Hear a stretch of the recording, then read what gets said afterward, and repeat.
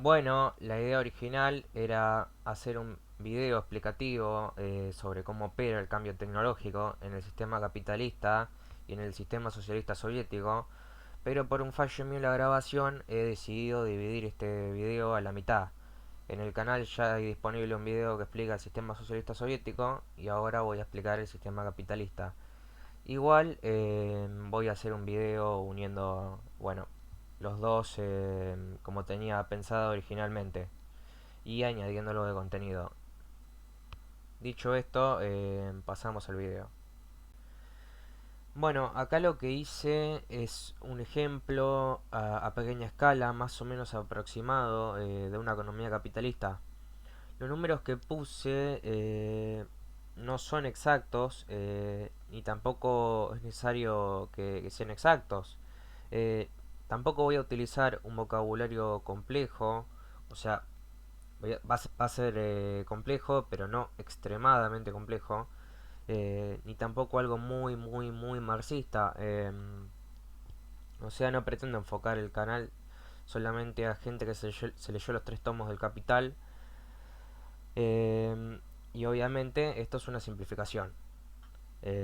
Así que, no sé, si uso plusvalía o tasa de ganancia como sinónimos, no me salten en los comentarios plusvalía y tasa de ganancia no son lo mismo, ya que tasa de ganancia tiene en cuenta los impuestos. No, esto es una simplificación, como ya dije.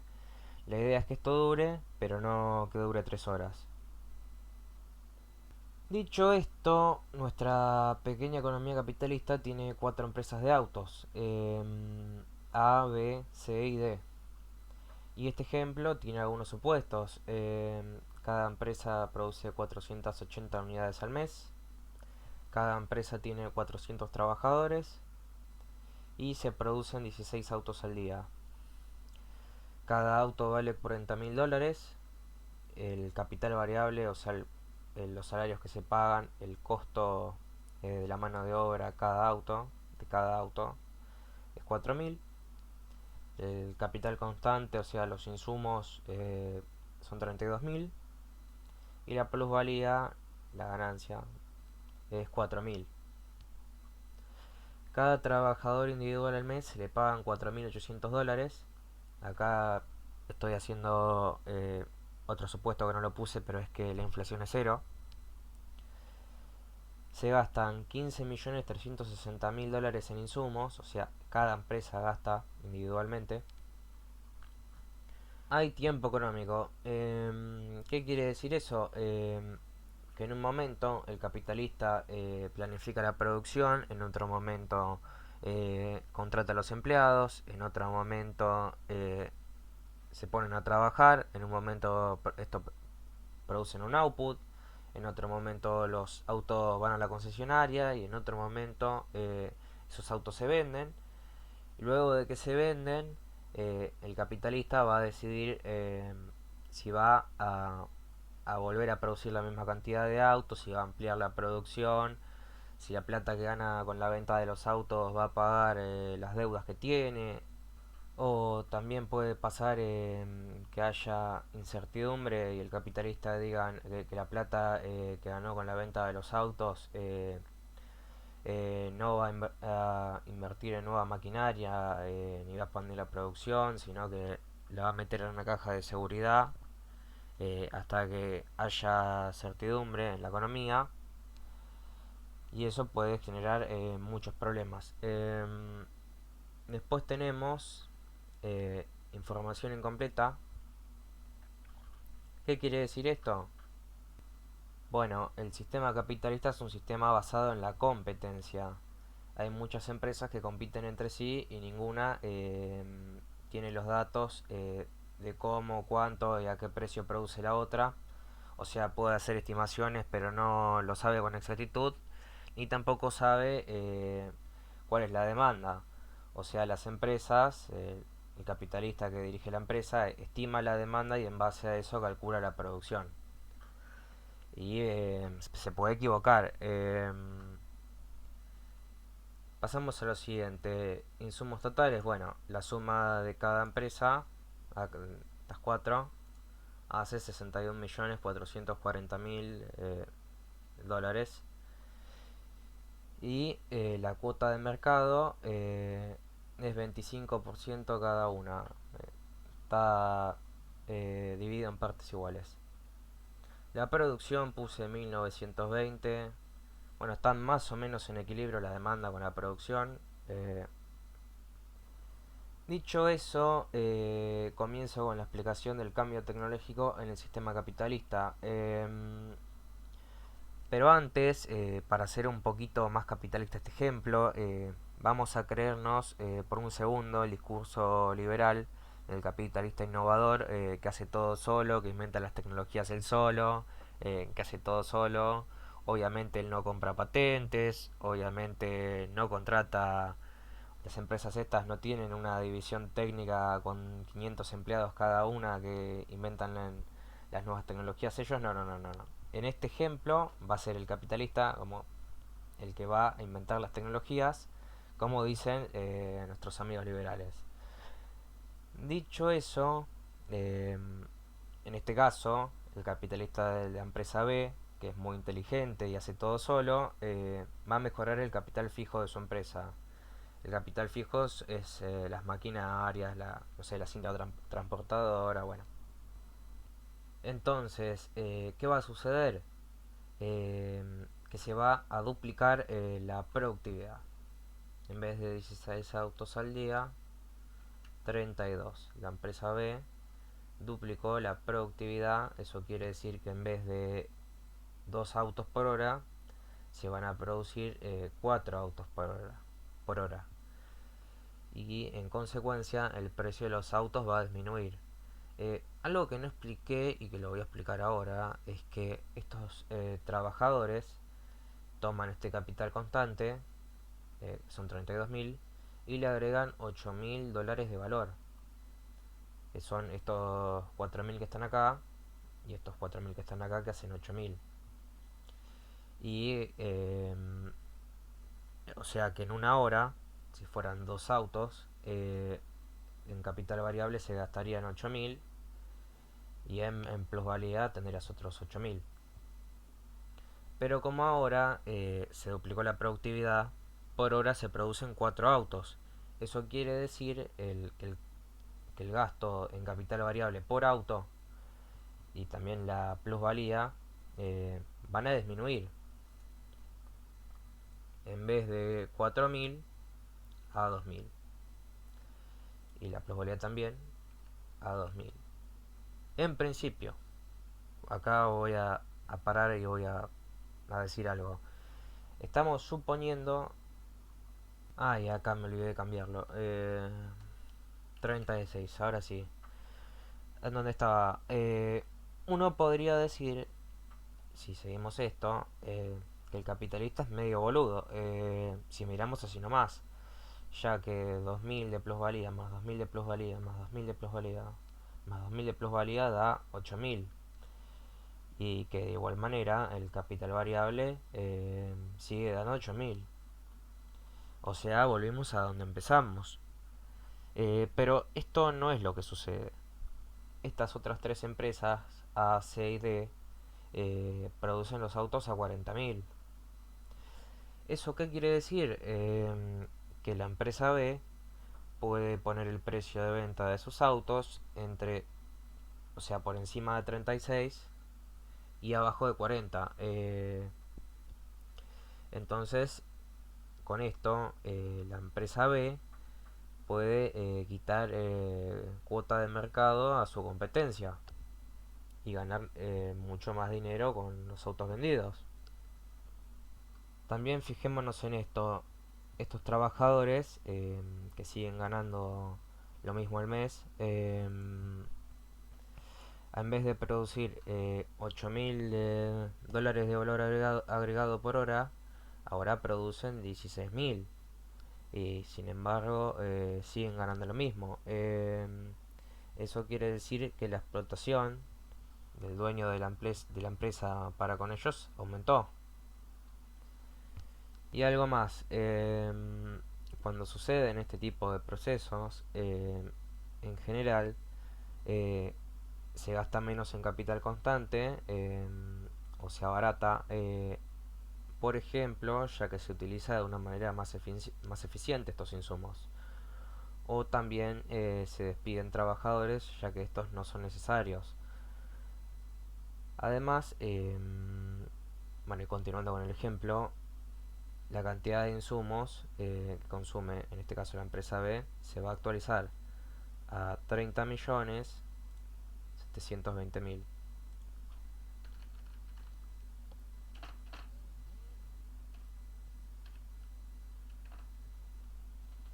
Em, y también la de insumos totales, que va a pasar de 61.440.000 a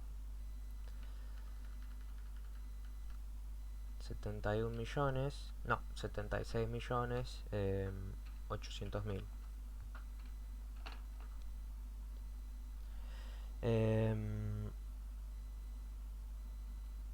esto envía, uy, esto envía una señal a estos nuevos personajes, en este ejemplo, que son las empresas fabricantes de insumos, que van a elevar su producción para abastecer esta nueva demanda.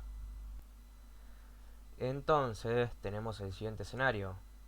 Un auto, bueno, acá puse el precio de producción, va a valer, la empresa B lo va a vender a 38.000, lo que le va a dejar una plusvalía de $3.000 por auto, que en total va a ser de 12.000, comparado con los 8 que tenía, que ganaba antes. También va a aumentar la producción a 2.400. Y bueno, digamos que con la baja de precio aumenta la demanda a 2.200. Y la distribución, o sea, como se abastece esta demanda, va a cambiar. Ahora la empresa B va a abastecer el 44% de esta demanda y el resto de las empresas el 18,6%.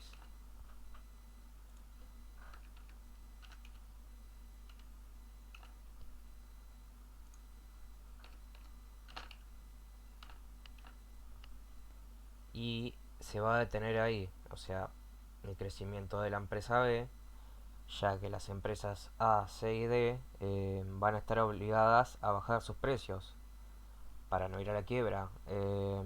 O sea que su tasa de ganancia va a bajar. eh, o sea, van a vender al costo.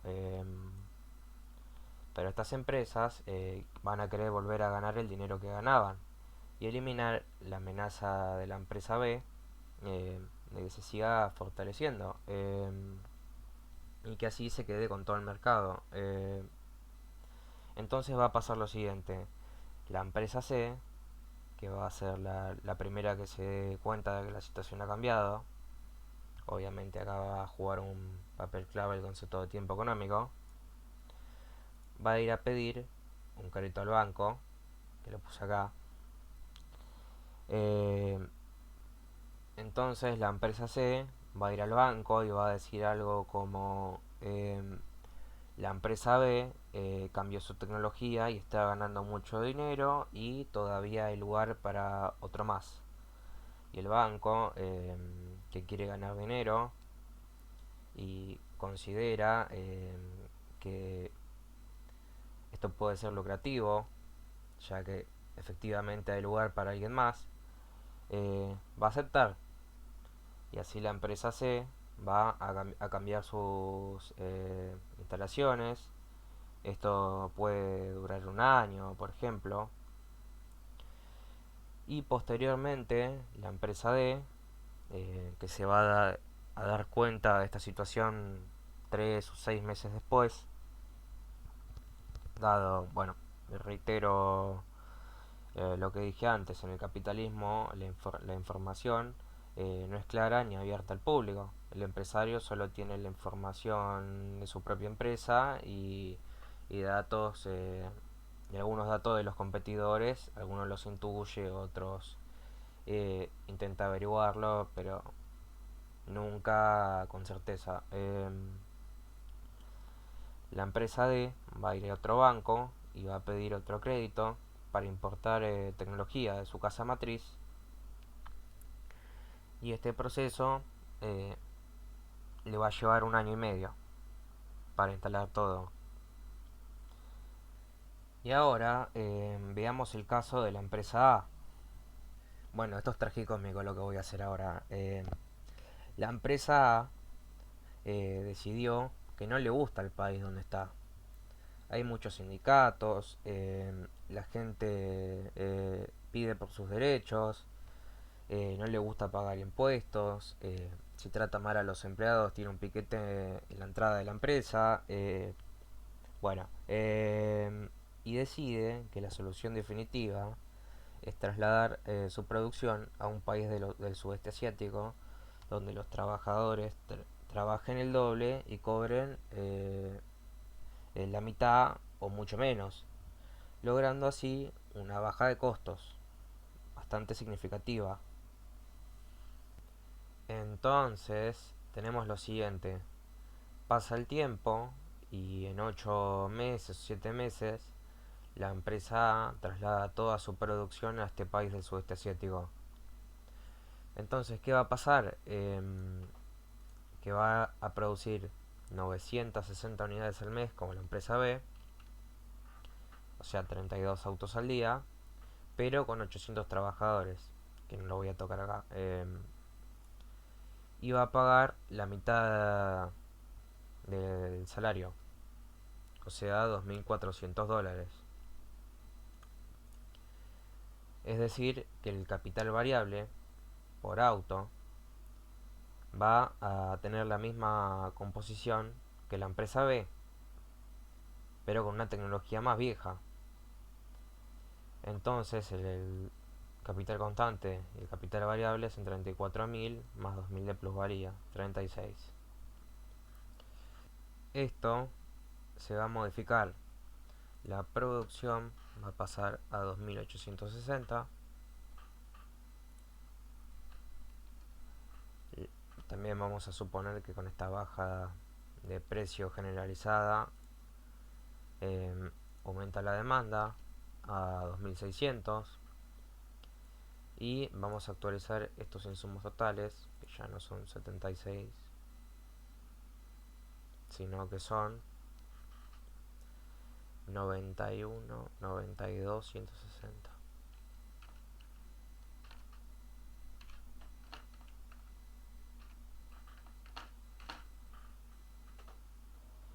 Y acá aparece algo inconcebible para cualquier comunista que no haya estudiado el capital como se debe.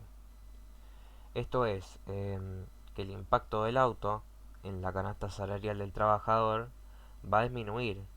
O sea, que el salario del trabajador va a aumentar. El trabajador produce más en menos tiempo, su salario es mayor y la explotación del capitalista también. Esto es un poco lo que Marx llamaba plusvalía relativa, aunque bueno, él lo plantea cuando esto se generaliza a toda la economía. Y como este es un canal de historia económica, voy a traer, ahora cuando termine con todo esto, el ejemplo de la década del 20 en los Estados Unidos. En lo que estaba entonces, la cuota de mercado de las empresas va a cambiar otra vez. Esto va a quedar así: 37% para la empresa B, 37% para la A y 13% para las otras dos.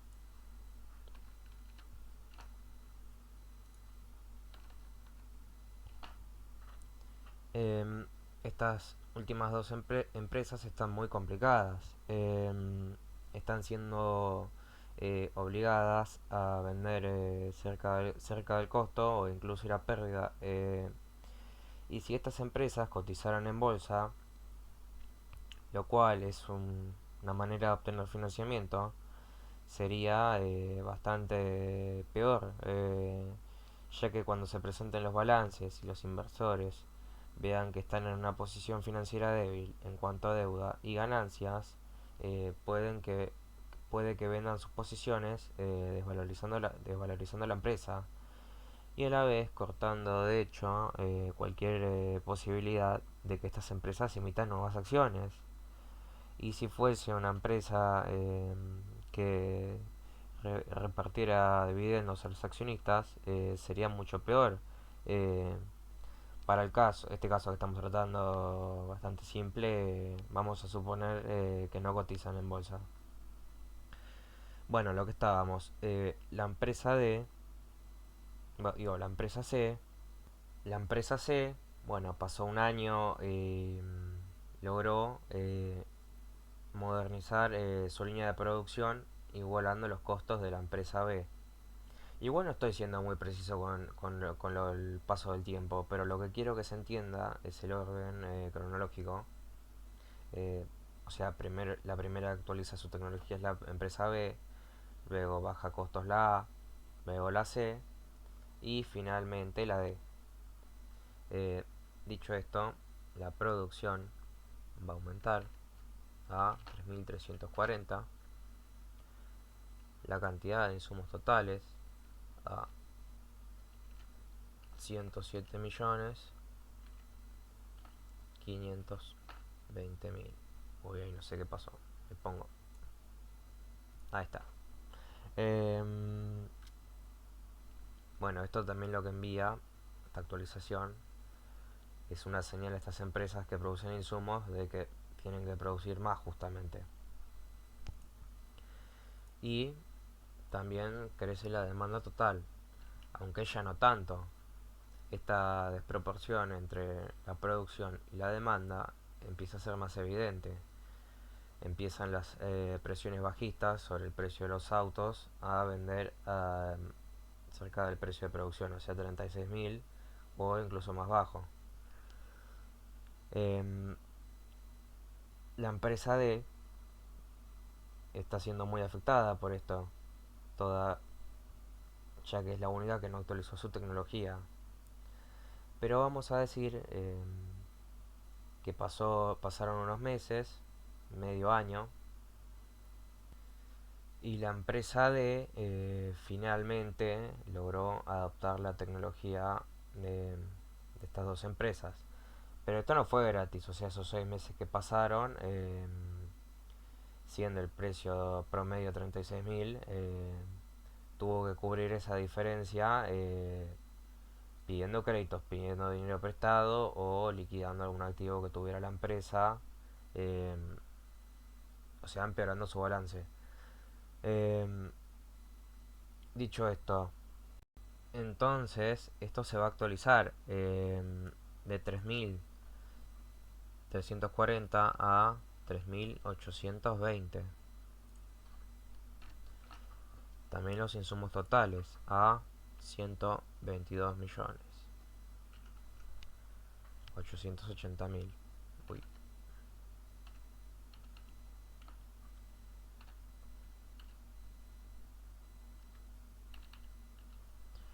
Y también la demanda total a 3.000. También digamos que la empresa D se dio cuenta de la pésima situación en la que está y empieza a presionar a los empleados para que trabajen más duro,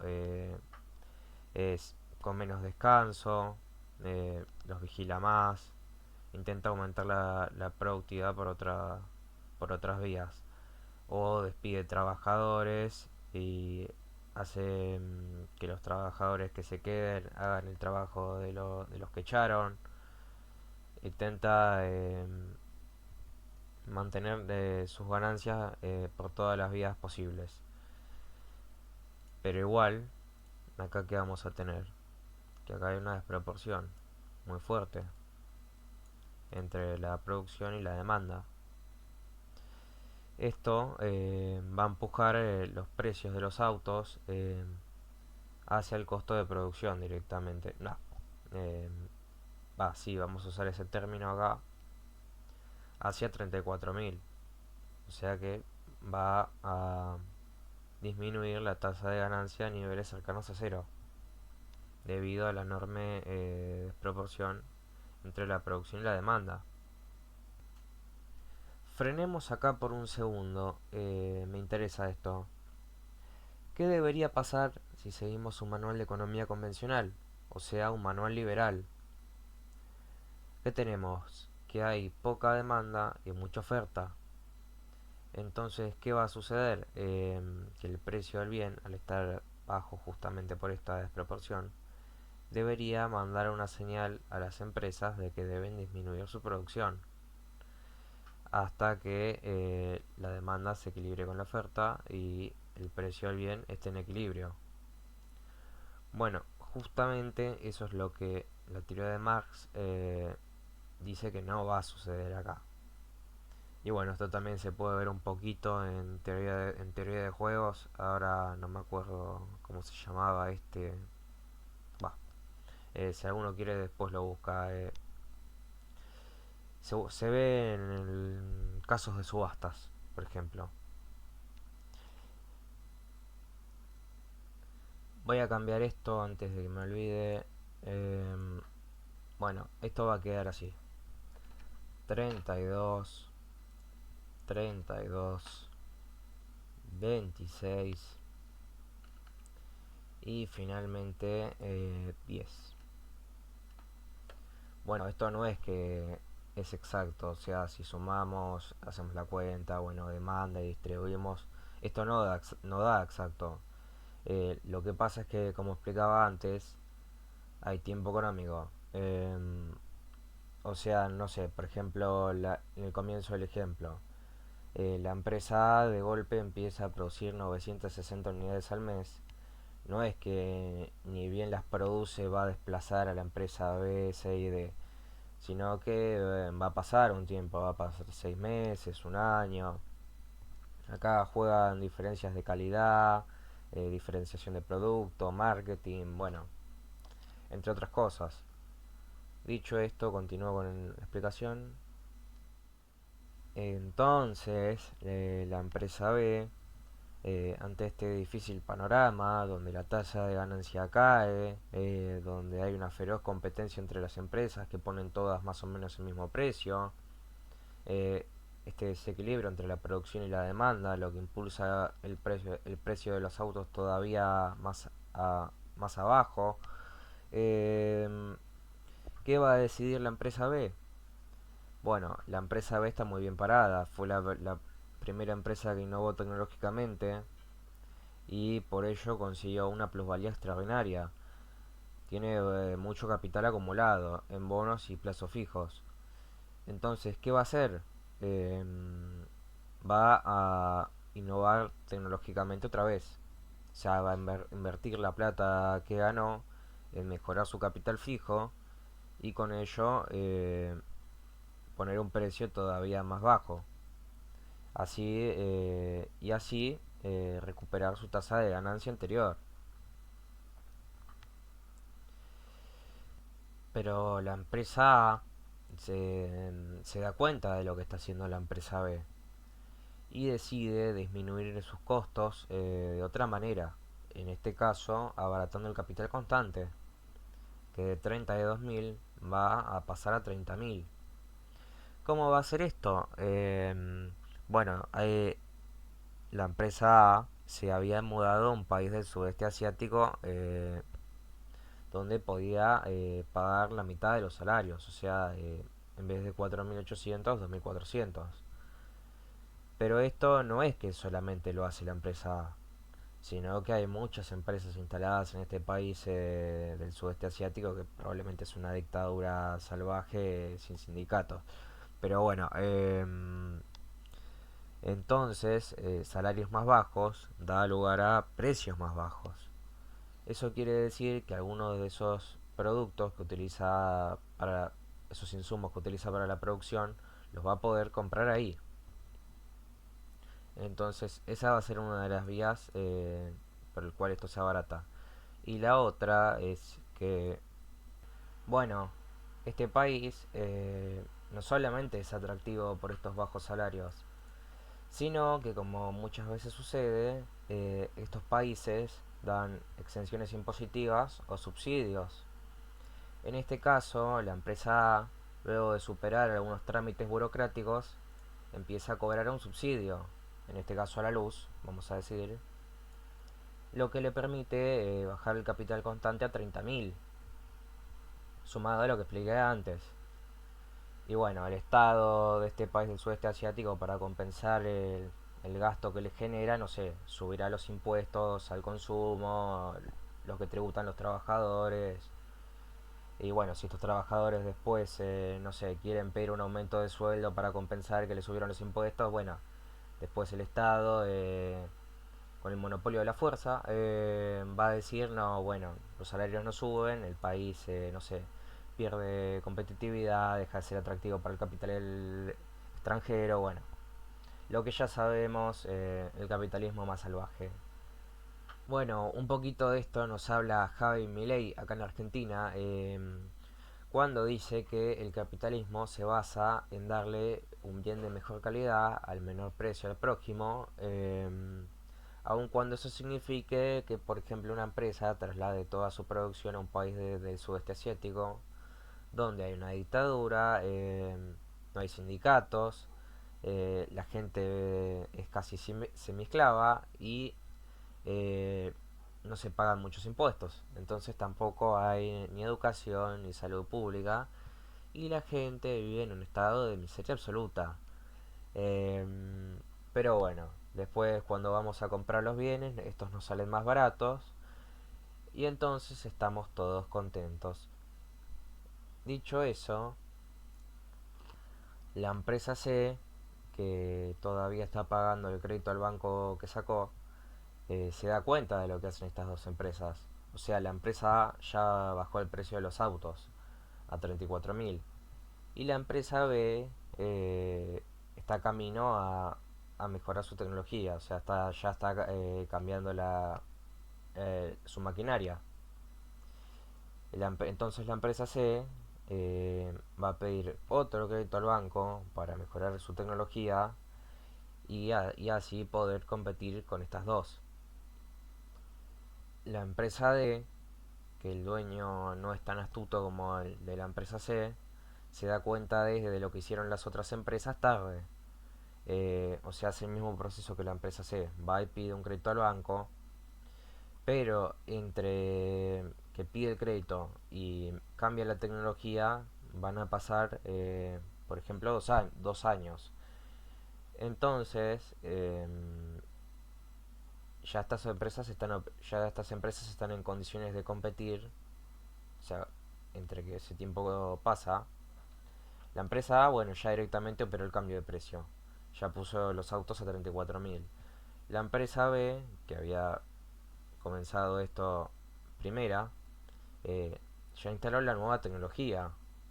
O sea que ya directamente, pues, vamos a decir que duplicó la productividad otra vez. Ya directamente puede producir 64 autos por día, lo que son 1920 autos al mes.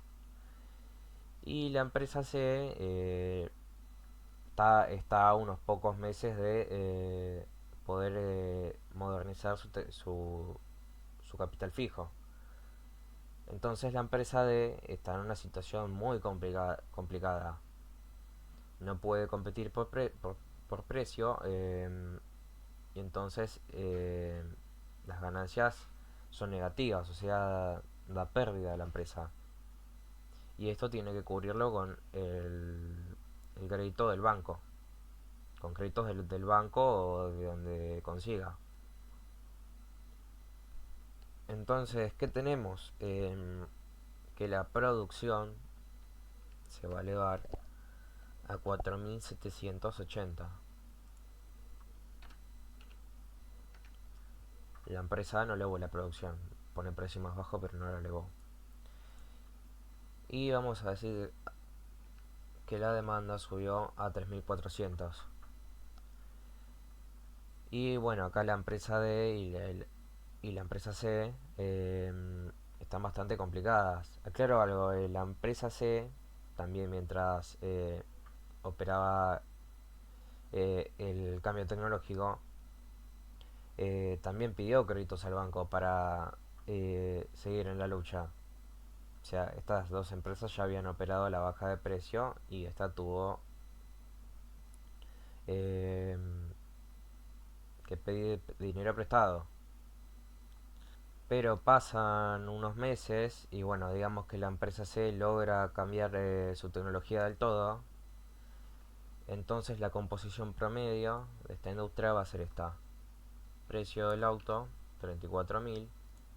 Capital variable 1000. El constante 32. Bueno. Plusvalía 1000. 1920 unidades al mes. 64. Bueno, menos la empresa A, pero compite de otra manera.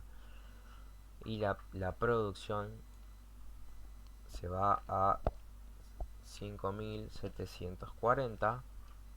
Y bueno, digamos que también subió la demanda. Pero esto es insostenible. Hay demasiada producción y poca demanda. Eso va a hacer que los precios caigan todavía aún más. Directamente estas empresas ya deben tener mucho stock acumulado. Pero no todas las empresas están en las mismas condiciones. La empresa A y la empresa B están muy bien su estado financiero.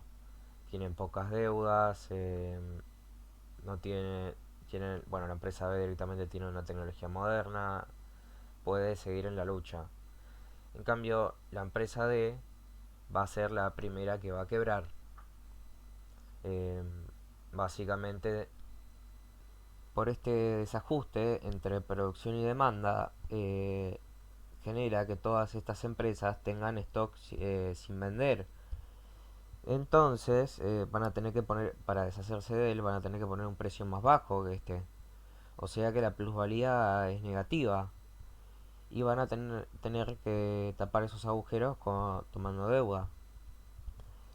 Entonces, la empresa D, ante este panorama de que no puede ya competir, va a quebrar.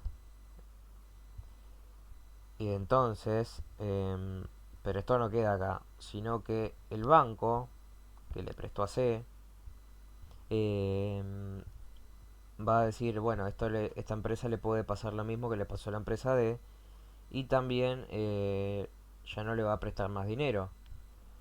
Entonces, la empresa C, que era la segunda peor de todas, eh, no va a poder pagar al banco. O sea, como el banco no va a cubrir sus pérdidas, también va a ir a quiebra. Entonces, los proveedores, que bueno, en el momento culmine de esto, había, bueno, cada empresa individualmente consumía, o sea, B y C, 61.440.000.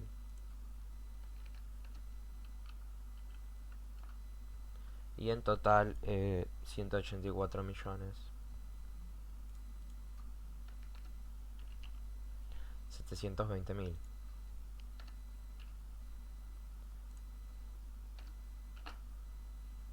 Derivado de todo esto, obviamente hizo que las empresas que producen estos insumos hayan aumentado la producción para satisfacer esta demanda. Y para ello tuvieron que pedir un crédito al banco. E incluso probablemente el proceso que describí de competencia e innovación tecnológica que se dio en estas empresas también se den en las fabricantes de insumos.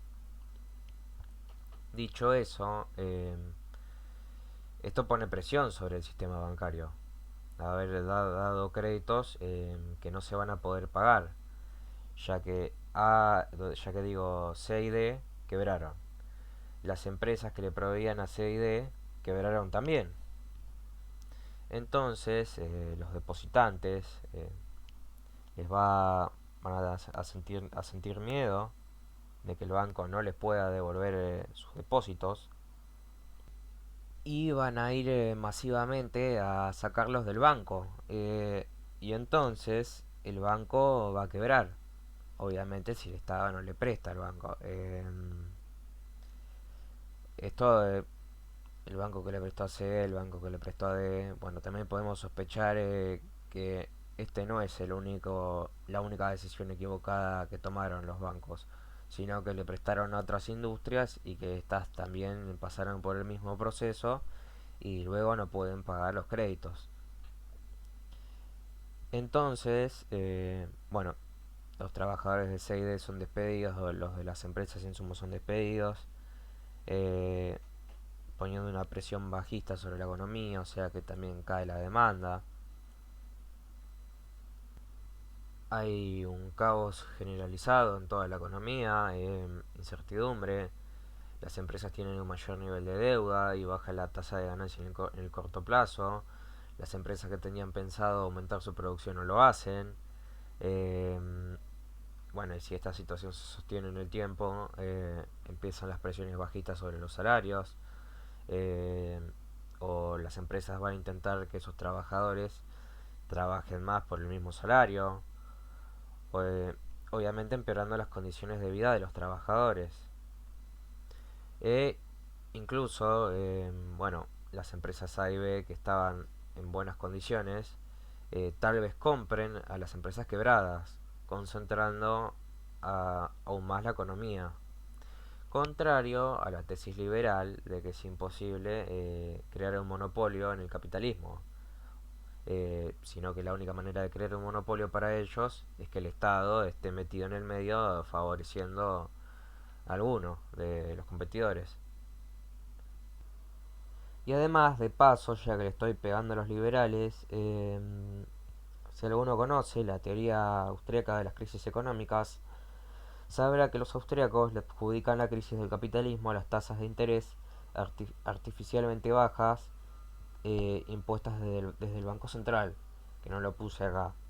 Eh, pero, bueno, esto también es sospechar que el banco, los que lo manejan son medio pelotudos y no se dan cuenta que el Banco Central les miente con una tasa de interés muy baja. Pobrecito banco, no le queda otra que prestar dinero. Em, bueno, pero con este ejemplo, si nos abstraemos un poco y no hacemos consideraciones sobre el dinero y elimináramos estos bancos de esta ecuación, igualmente existiría la posibilidad de crisis. Con el ejemplo que puse antes, la competencia feroz entre las empresas por acaparar mercados al desplazar a la competencia genera esta posibilidad. Además de que hay otros mecanismos. Las empresas pueden, si cotizan en bolsa, hacer una oferta pública de acciones, buscando inversiones. O pueden buscar la banca en la sombra, o sea, esto es créditos extrabancarios, no, no regulados por el Estado, con tasas de interés muy altas. Bueno, esto es muy generalizado, por ejemplo, en China, donde la banca en la sombra está muy extendida.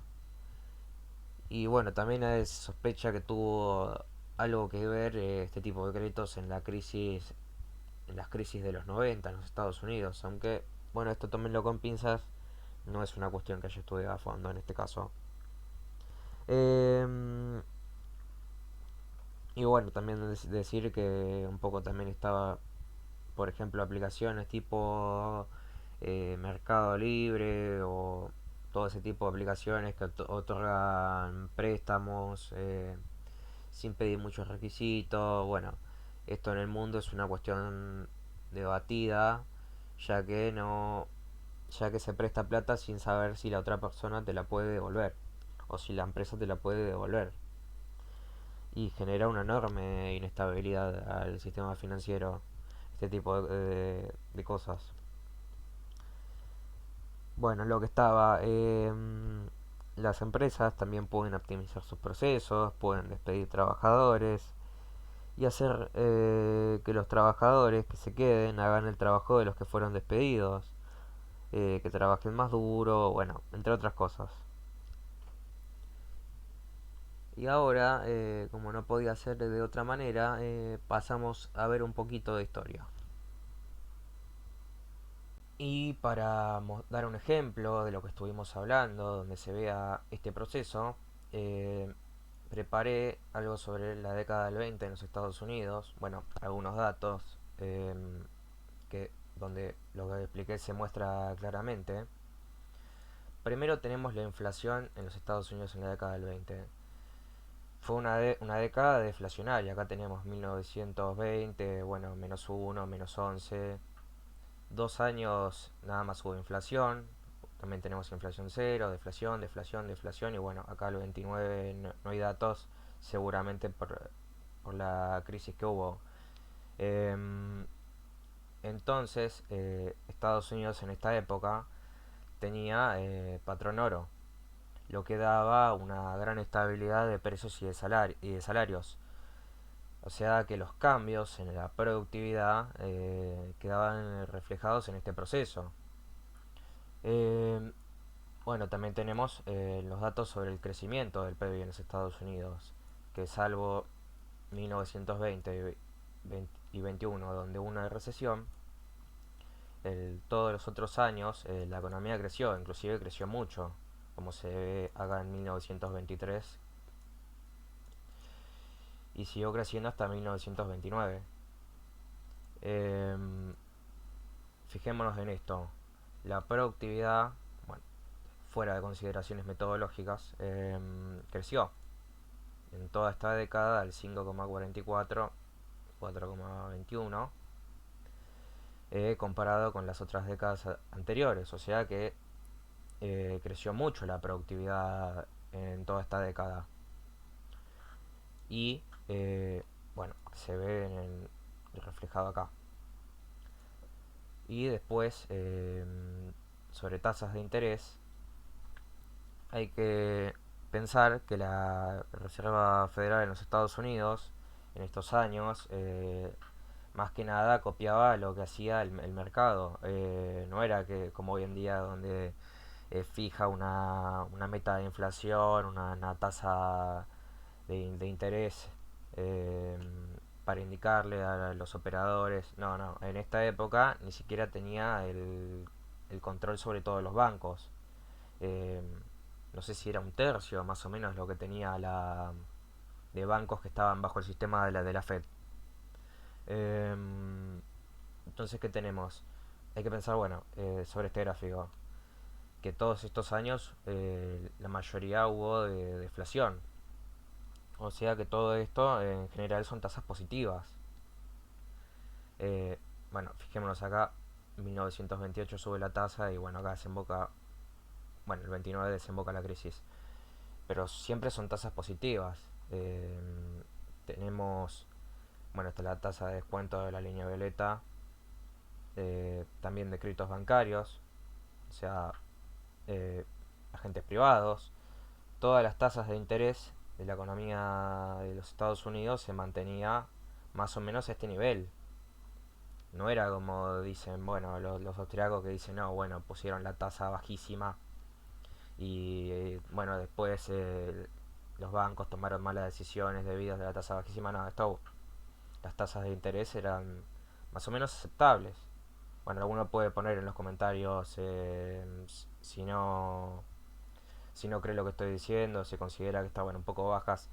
Igual, sí, técnicamente podríamos decir que estaban un poco bajas, pero bueno, no se justifica eh, el argumento que da Hayek sobre la crisis del 29, en mi opinión. Em, Sino que lo que refleja justamente es el triunfo de la economía marxista para explicar las crisis económicas y el desarrollo del sistema capitalista. Además, algo que no puse, que no traje acá, pero que se cae maduro, es que con esta deflación los salarios de los trabajadores tienden a subir.